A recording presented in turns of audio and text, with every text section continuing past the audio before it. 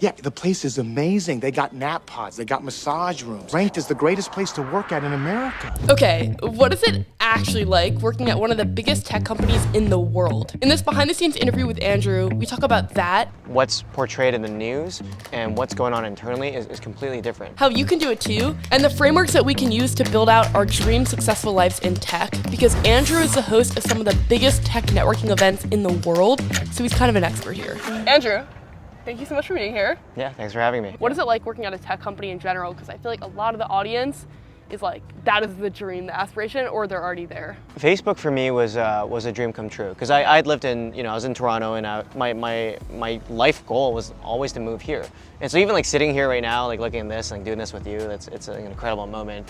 But when I moved here, I was like, wow, that's super cool. I've literally just seen movies about this company. Yeah. When you get in there, it's exactly, it exceeds your expectations, which is everyone there is brilliant and smart. And I think the most charismatic and social people I ever worked with is at Really? Facebook. I also worked like with the sales teams. Okay. And so these are like So you gotta have probably the most charismatic people in the world. Yeah. Because you think about like sales, boom, and then sales at Facebook. I feel like the public has like a negative perception of Facebook in general. Do you feel like it affected people, like when you would tell people, oh, I work at Facebook, was there like a positive reaction or not as much? Because I think Google gets a really positive reaction. What I learned working at Facebook for 3 years Okay. is what's portrayed in the news and what's going on internally is completely different.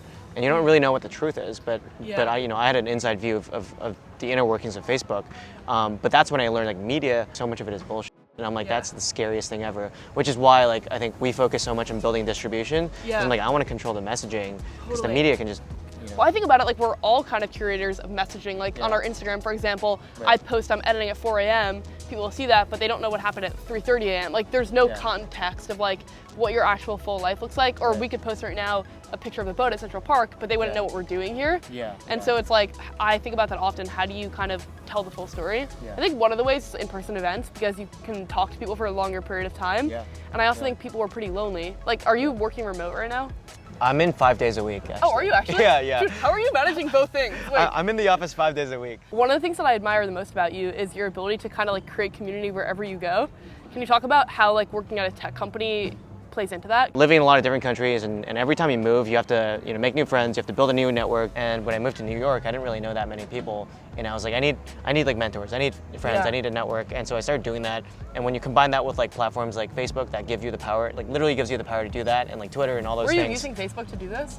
Yeah, Facebook groups. Really? Yeah, I like use that's kind of Facebook, the past. Reddit, like everything. Interesting, because now it's mainly Twitter for you. Like we met on Twitter. Yeah. I think you posted like, hey, doing this really cool creative event, and then I went, and it was the best tech event that I've ever gone to. Nice. I think like there's such an intangible, like what's the vibe of the event that you're just able to so curate. Yeah. And I think about this a lot with like creators even online. Like if you look at a creator's comment section, it's often very reflective of who the type of creator is. Like if they're wholesome, the comment section is normally pretty wholesome. Yeah. And if they're like more, I don't know, like rage baiting, then the comment section is like more toxic. Yeah. And I think for your events, like everyone there is like kind but ambitious and like just not looking for like networking in like a transactional way. Every project you build or every community you build is an extension of yourself. People are like, how do you create this? And I'm like, I'm just like being myself. I'm very clear on my values, and I share them a lot on Twitter. Like I tweet a lot, and I talk about what I care about, and the type of people I want to surround myself with. And I think that just sort of extends beyond Twitter into like the IRL space too. For anyone that doesn't know, you're hosting these parties that have sometimes 1,000+ people. Right. And every single time it's a knockout experience. How are you logistically inviting people, setting up the events, curating the vibe, and working full time? Yeah, I delegate a ton. For example, a lot of my events can now run themselves. If I was gonna throw like let's say even like 1,000-person party next week, I could set it up from my phone right now in 5 minutes. And I could set up that entire event, maybe 10 minutes. How would it, like what would that look like? Yeah, so I set up the Luma page real quick. I make a graphic on Canva. That takes about like 10 minutes. Set up the page, I blast it out to the email list, and then I text like my volunteers and I text the venue and I'm like, hey, put them in a group chat, hey, can you run this event? Wow, and is the venue like just down for it because it brings so many new people in? It depends on the venue. So some venues I pay, other ones like I have a hotel partnership with Citizen M, like an informal partnership right now, and we just have a really good partnership. So they let me host anywhere in the world at their hotels. Yeah. And then it depends. I've negotiated down like I had Sony Hall, which is a huge venue. They were like 65 grand. And I was like, for a night? Yeah, for the night. And I was like, how about like free? And they said yes. So it's not surprising to me. I feel like you have like this unique ability to get people behind the mission. Yeah. I think that there's a huge opportunity for A, the venues, but B, like brands to come in and sponsor the events. Yeah. Because you have a very curated group of people Right. that are pretty much all in tech or finance or founders. Yeah. And that's like a very high agency group of people, which is a term that I love, High and agency. a term that you posted on Twitter I like it as too. well. Yeah. Can you explain a little bit what a high agency person is, and then kind of how that's manifested in your life? Because I feel like when I think high agency, I think Andrew. Well, I think you too. I think high agency is, to put it simply, you're proactive. And so if something goes wrong in your life, you realize what circumstances are not in your control, which is very few things. You can control most things, and then you take action on those things. Like let's say that bug like landed on my finger and bit me. You know, I could be like, damn, this sucks, ruin my entire week. Or I could be like, I can change my mind right now and be in a good mood. Like that's not gonna really affect anything else. So it's do you just. feel like your mood like is completely in your control, or like obviously outside of like terrible circumstances? Do you think most people can feel happy most of the time by just deciding to? Yeah, because I think you always have control of how you respond to a situation. And so, like for example, the other day I got a really shitty text from someone. Okay. And I was like, I could let this ruin my entire week, or I could just like laugh at it. Yeah. And so I think that's in a sense like agency. Yeah, there's also a tweet that I saw that I really resonated with, which was like, let it suck for 5 minutes and then you move on. It's like you fully feel all the emotions and you're like, all right, now compartmentalizing and moving on. Yeah. Because otherwise, it can become all consuming. Yeah. And I think like certain thought patterns, if you feel them enough times, then become like your go-to, like, oh, anxiety, like now I'm always gonna feel anxious about X thing. Yeah. And a big thing is like, you know, when you're sad, a lot of people say, I'm sad right now, but you're not sad, you feel sad. Yeah. And so disassociating yourself from your emotions, I think is really powerful. I like that. Yeah. So you moved from China to Toronto and then New York. So one of the ways that they determine if someone's like high agency is like, have you left your hometown? Yeah. And then are you recreating community? And I think the craziest stat is like, in 2 years time, you've had like 15,000 people come to events. Right. And you kind of started from like no network. What advice would you give people? They just moved to a new city. I think a lot of people have a situation where like, A, they don't have friends, or B, they have friends, but no friends that are interested in what they're interested in. Right. Like I remember before I started YouTube, I didn't have any friends that loved tech. When I started YouTube and like the whole world opened and I had so many friends that like tech. Yeah. What would you like recommend for people? I'd say there's two things, and they're sort of opposites. Okay. So one, you know, the best way to let's call it networking or building relationships. The best way to do that is to be a magnet and to build something incredible and to have that be a magnet to attract the people you want into your life. Ooh, I like that. And that really depends. Like you know, you're building something really cool, and so you're going to attract all the like-minded people who care about tech, care about self-growth. Into your life, and also like adjacent to that. The other one is to literally just reach out and put yourself out there. And why aren't people cold emailing more? It's so effective. People I cold should. emailed you. I think Did that's you? how we met, or I cold DM'd you. cold DM'd, yeah. I was like, this looks sick, I would love to come. Yeah. And like, the ROI on a cold email or cold DM is so high. Yes. If every single person in the world just got really good at cold emails and then sent like 5 a week, that would change their life. What do you think like comprises a really good cold email? It's well researched. Well, it depends on the person, but for most people, like you do your research. It's like brief. It sells yourself. It tells your story in a way that's compelling. And so a lot of people cold email like, let's connect. I'm like, what? Terrible. Yeah. Terrible. Like, how about like let's get a call for 15 minutes to chat about this very specific question that I have, and I can also deliver this X value to you. Like that's probably a really good way. That's a good ask instead of being like, let's connect. Right. So let's say you have a 22-year-old kid. They have maybe like experience like having an internship at like Amazon or something. Yeah. They're moving to a new city and they want to meet a mentor. Yeah. How would you go about finding A, like what type of mentor would be the right fit, and then B, how do they pitch themselves? So one is like, how do you find a mentor? And so as a 22-year-old, I'd want to understand like, what am I trying to get out of this mentor? You know, I think there's sort of like 3 types of mentors. Okay. Or 3 types of, you know, let's call it board of advisors. I love the board of advisor concept. Okay. Yeah. I'm writing an article right now. That's why it's top of mind. In it with you, I love that. So one is like a mentor who gives you like general like philosophical advice and like strategy and stuff like that. Like, how do I do this? How do I do this? And then the second one is let's call it a coach, who's someone who keeps you accountable and like you need to push yourself harder, or like you're doing a good job, or like focus on these tactical things. It's more tactical. And then the last kind of mentor is a sponsor, who's someone who advocate for you, elevate you, and put you on a platform. Ooh. Like especially in a company, you need one of those people to help you get a good rating, and an outside as well to help you get access to things. So like, what do I want from this? And let's say it's the first one, which is you just want someone to learn from. Yeah. I would find someone like 2 or 3 steps ahead of you and like study them in depth. Yeah. You know, like I like to ask the why and the how. So throughout your career journey, and I've had a lot of these sort of mentor coffee chats where I'm like, can you walk me through your journey and like why you made those pivots from like Amazon and Microsoft? Like what drove that, and how did you do it? You know, how did you get promoted, or how did you do a lateral move? and then do research on that. And when you reach out, be like, I noticed you did this and this and this. Yeah. I'm thinking about doing the same thing. Can we like chat for like 15 minutes? And can I ask you a very specific thing? Who's like your current mentor? Like what like path are you looking towards now? I'm actually trying to figure out that right now because I think like honestly the last 3 years have been like easier. Like it hasn't been very difficult. Yeah. Like I thought the tech jobs weren't like too difficult. Yeah. You're also brilliant. So like I feel like Thank that you. plays a role. Yeah, I think those weren't too difficult, and then the party stuff wasn't like extremely difficult as well. It just felt sort of easy. Yeah. And then now I'm like exploring.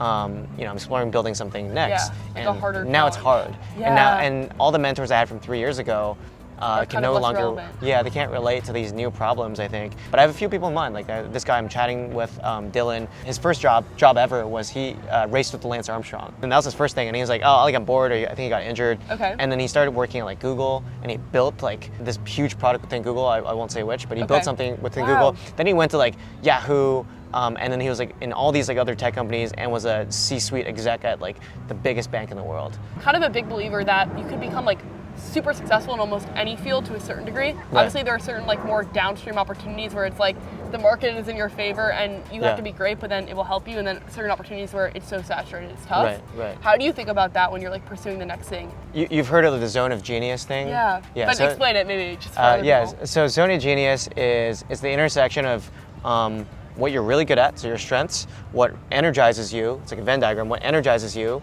so what you can do forever, and what the world values, so what people will pay you for. Yeah. And I use that. I use that independent of like, people say ride waves, and I've never been like a really big picture person, so I've always been like, here's what I'm really good at, this is working, I'm gonna try to scale this up, and I'm gonna find a place for it in the world. Yeah, you're really good at going from 0 to 1, and I think that's a very hard skill. I also think sometimes, something I think about a lot is like, when something is done really, really well, it looks effortless, and it looks like anyone can do it. I just tweeted that, and so I saw a tweet once that was like, for every Olympic sport, we should have an average person do it so we can see how amazing the Olympic athlete is. Yeah. And I think about the same thing for videos. Like when a video is done really well, if someone DM'd me about the last video and they're like, oh, like that just flowed so well. I was like, that video was a nightmare to make, and I almost had a mental breakdown trying to figure out the cut, but then when it's done, it looks like it's effortless. Or like, I feel like I sometimes see people talk about like Taylor Swift and be like, oh, I could write that. It's like, no, you could not. Like this is a different level. How do you like go about like the idea of like, oh, it sounds really good in theory, but now when I'm trying it, it feels hard. Yeah. Versus like, okay, it feels hard, I just need to push through that and eventually I'll get good. Like how do you know if you're forcing a fit or if it's just like you have to put in the reps to get better? So when I was in Toronto and like even before that, the people I was surrounding myself with are very different from the people I surround myself with now. Because I'm in New York and I think now I'm surrounded by such remarkable people like you who are like building crazy things and have accomplished crazy things, and the thinking is so different. It's crazy, the thinking is so different. The one difference I've noticed is between, let's say like, I don't know what the word is, but the everyday person working a corporate job and doesn't really want to build anything, which is okay. It's a different life versus someone who's like, extremely ambitious, what they care about. Like I think for someone who's really ambitious, they care about time and freedom. And the people who are in the everyday scenario care about like making more money or getting more status. And that's what I've noticed over time. But the first group tend to sort of underestimate the amount of effort it takes to do something. And they always attribute it to like luck. It's all luck, it's all genetics. They got really lucky and with a really good coach and all these things. But I think like you and I, we see that that's hard work. That's 10,000 hours plus. Totally. Yeah, and you're kind of like, you're seeing the final result. Like every overnight success is like a decade in the making of like, you don't see all the terrible attempts and like it not going well and the frustration. But how do you know when you are like should push through the discomfort versus like you're forcing something that you're not naturally good at? Like if I had to do like a data analytics job, it would suck for me. And then I would also be like, this is like not what I'm good at. Like I'm better with like people and like creativity and like entrepreneurship. How do you know the difference? Well, I would base it off like two things. One is just your intuition, and you keep trying it, and after like maybe 100 reps, you'll start to get a feeling of like maybe this isn't for me. And that's the obvious one. But the second one is just ask like the three people around you. Ooh, like what am I good at? Yeah, like what am I good at? Have you heard what Simon Sinek says? No, tell me. It's called Why. You ask your closest friend, and it doesn't work with a with your partner. It doesn't work with your parents. Okay. Because they'll lie to you. Okay. Ask Like they'll them, tell you like a positive. they'll lie to you. Yeah, Okay. they'll tell you a positive thing. They'll mask it. So Okay. ask him, why are we friends? Oh, interesting. And what you'll notice, and this is quoting him exactly, what you notice is your friends will be like, oh, because like, you're kind to me and like you're fun and all these things, but then you have to dig deeper. You'd be like, no, but those are like table stakes for friendships. Yeah. That everyone has that. Like, why are you really friends with me? Okay. And that's when they start to say things like, you come up with really good ideas for things to do on the weekend, or like you're a really good listener and I feel like I can talk to you and open up to you for hours. This is fascinating. Things like that. And Wow. that's when it starts to come out. Because even if I asked a friend that, they'd be like, you're good at like planning stuff to do. Yeah. Yours would probably be, you ask really inquisitive questions and you have really good energy that makes people want to share things with you. Oh, thank you. So that's when you realize Yeah. that's one of the The circles. cornerstones that has to be. Yeah. Yeah, it's so funny you mentioned this because I kind of did something. I've never heard of this before. I'm actually going to do it now. Yeah. But I did something similar with looking through the comments, and I noticed like a ton of the comments were like about asking questions, Yeah. and then also like trying things like an energy about like an excitement about tech, then transferring. And I was like, all right, if Right. those are the comments, then I should switch to doing more interviews Yeah. and real day in life reviews, because then you get like the energy of like the city. Yeah. And I think a lot of like Alex Cooper, they call her daddy podcast girl, Yeah. never wanted to be a podcaster. She always wanted to be a Yeah. YouTuber actually, and she tried for months. But the thing that made her YouTube video special was like the level of intimacy when she was just sitting, Yeah. and that translated to a podcast. And so I think like it's also like you can't be afraid of the pivot. Yeah. And I feel like Yeah. you're really not afraid of the pivot because you've tried so many different things. I think you were one of the first people to point that out. I'm like, you always tell me I have good energy, so I appreciate you do. it. All right, the last thing I want to talk about is that I feel like we're in an era right now where like the barrier has never been lowered to become successful. Like the bar's on the floor, a lot of people aren't pushing it. Yeah. I feel like you're constantly pushing it. What advice would you give someone that's maybe like lacking motivation or direction in their life? And then on the completely unrelated lighter note, what's like your like top 3 go-to tech items? Advice I would give to someone. So I think like this differs. Like, is the person unmotivated? Like, why are they unmotivated? I Or think like it's the it biggest. feels like insurmountable. Like I don't know, like where I want to be and where I am now feels like vast. Little steps. Because I felt like that honestly like a few weeks ago. Yeah. And I'm like, how am I gonna go from Yeah, like, I this feel thing? like that way sometimes. Yeah. Like Yeah. to the how do I like I have this vision? How do I build it? And it's Yeah. like little steps. I do this very simple exercise where every day I have like a note card and I write Okay. down like 5 things I'm gonna do. That's it. I Every love single day it. and cross it off when I do them. Yeah. So it's just start with the easy steps. Anyone can copy what I've done easily, and if they want to, Yeah. they can just follow my entire playbook and go Yeah. out there and throw a party for 1,000 people. But it's just that it's the whole thing about like when it's done well, it looks effortless, and then Yeah. if you actually try it, like it would be a nightmare situation It might for be. most people. It might You're be, just yeah. naturally good at it. It plays to your Thank you. strengths. Thank you. Okay, so 5 tasks, find a mentor. Find a mentor. I think there's a huge like mental thing, which is anything to do with performance. I tell myself this. So anything to do with like public speaking or like like let's say like performing in a sport. I tell myself like everything is just practice for the big game. And I don't know when the big game is going to be, but Ooh, I love that idea. Yeah. So like this, for example, like if I wasn't nervous for this, but if I Yeah. was, I would just be like, this doesn't matter. This is just practice Yeah. for one day when I'm on stage with like 10 million people, Yeah. maybe. And so everything's just getting reps in. It doesn't matter if you fail. No one's going to remember it. I love that. You're just practicing for that big game one day. Same thing with YouTube videos. It's like you never know which video is gonna hit, but then Yeah. once one does, your back catalog gets a lot of views. So it's Right. like every video is just like learning a new skill set, and Yeah. you don't necessarily. Like, 5 years ago, I wouldn't have known that I would be doing interviews, but I naturally was asking questions on a podcast. Yeah. Okay, and then top 3 tech items that you use the most. I love my AirPods.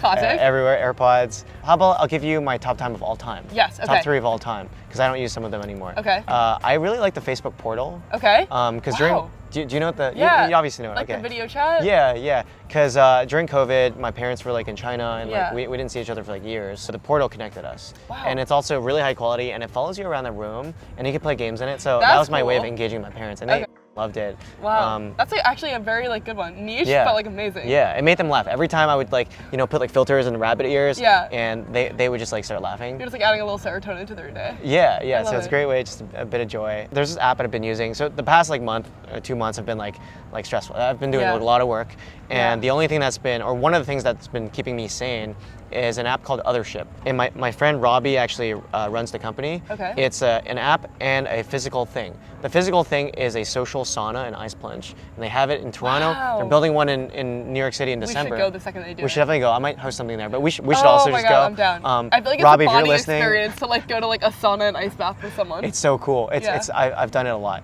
I might be going to one tonight. Oh my God. Yeah, super cool. Robbie, if you're listening, get her a lifetime pass or something. You're so cute. All right, love it. And then the app is just like breath work. So every morning, every night I do it, and I'm just breathing for 8 minutes, beautiful music, and it like calms me. It's the only thing that calms me right now. Wow. Okay, I love that. Andrew, you're amazing. I could like honestly do like hours with you. If anyone wants to check out Andrew, link below. What's like the best? Twitter, newsletter, all of it? I'll add all the links below. Okay. Instagram, website, Twitter. All right, I truly think you're exceptional. I like can't wait Thank to you. see what happens next. You've already like done so much, and I also think just genuinely a great person, which matters Thank you. more. Thank you. Thanks for having me. Yeah, thank you so much.